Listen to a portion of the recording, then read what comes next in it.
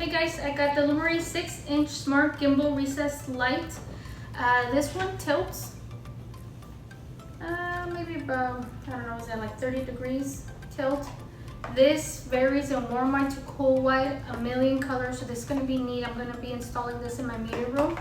It is a 4-pack, includes the 4 modules, a cutout template, the manual, and the control. And this is cool because if you don't want to mess with the app, you can definitely use this as a shortcut.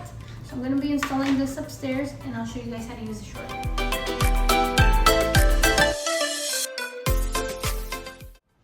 Okay, so first step is I'm going to turn off the power. Okay, so I'm going to connect those white to white, black to black, and ground to ground. My little boy fell asleep waiting for me. Now that I connected the module, I'm going to connect the light. You just follow the arrows.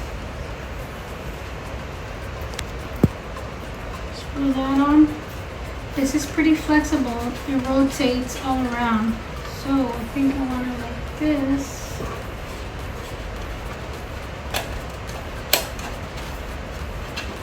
Okay. Open the flaps.